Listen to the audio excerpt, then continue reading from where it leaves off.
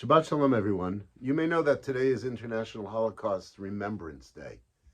We don't pay a lot of attention to it at the synagogue. Most Jewish institutions probably don't, because we have our own Holocaust Remembrance Day that we have been commemorating for decades now, since the 50s. Yom HaShoah v'Hagvura, it was called at that time. So that's when the Jewish people remembered the Holocaust. I think the fact that there's an International Holocaust Remembrance Day is quite important for a number of different reasons. We as Jews understand that learning history and retelling a story is so important for us to be able to internalize both identity and meaning.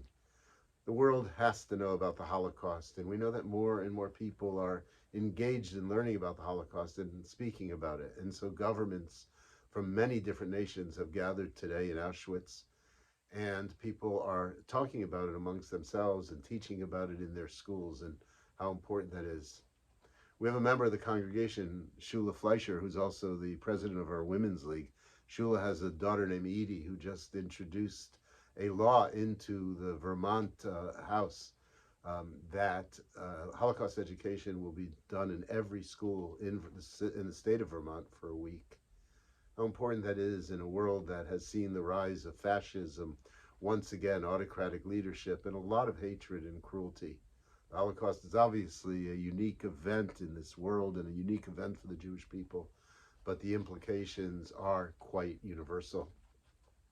However, during this difficult time and this time where we see the rise of autocrats in the world, not all is gloomy, and I think it's really important for us to recall that and to remember that. This morning I saw Governor Josh Shapiro of Pennsylvania being interviewed.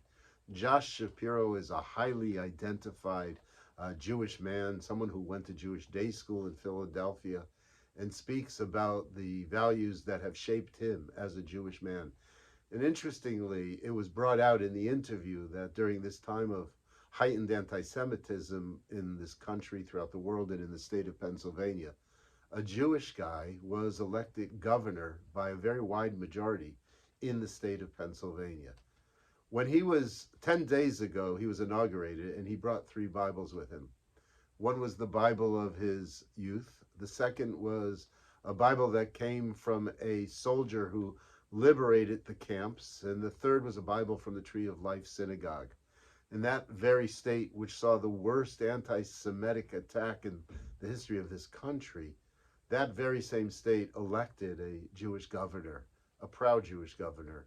As we move forward in this world on this day, International Holocaust Remembrance Day, let's be proud of who we are, and let's stand up with strength as Jews, because we have a lot to be proud of.